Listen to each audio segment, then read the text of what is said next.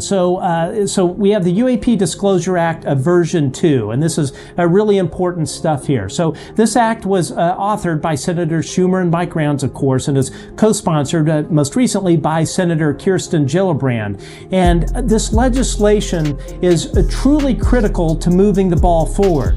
Now, the Senate is scheduled to return from its August recess somewhere around September 9th. And shortly thereafter, Senator Schumer is likely going to file what's called a motion to proceed on the National Defense Authorization Act. And this thing is kind of like a procedural step to bring the NDAA, National Defense Authorization Act, to the Senate floor for debate and the amendment. So this vote is expected to pass, but it's not for certain. Included in this motion is going to be something called a substitute version of the bill, replacing the one initially passed by the Senate Armed Services Committee.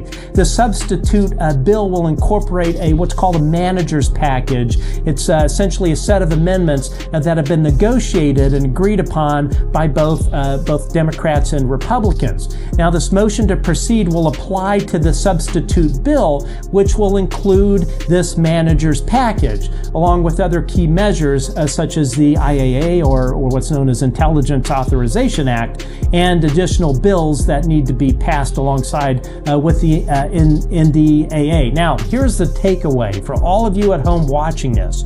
We need to extend our gratitude to Senators Rounds, Schumer, and Gillibrand for reintroducing the UAP Disclosure Act as an amendment to the NDAA.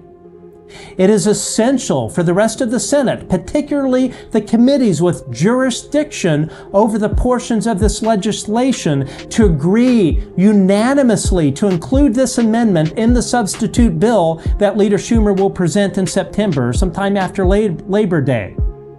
Now, the UAP Disclosure Act, it's identical to the text that the Senate approved last year. Word for word, it's identical. So there should be no concerns about it. But the Senate committees with the primary jurisdiction over this legislation, which include Armed Services Committee, Senate Select Committee on Intelligence, Homeland Security, and Governmental Affairs, all of these folks, they have to unanimously approve for this to pass. So we have to urge Senators Peters, Senator Rand Paul, the chairman and ranking members of Homeland Security and Governmental Affairs, respectively, with the chairs and ranking members of Senate Armed Services, Senators Reid and Wicker, and Intelligence Committee Chair Senator Warners and Rubio, to consent to the inclusion of this amendment in the substitute NDAA.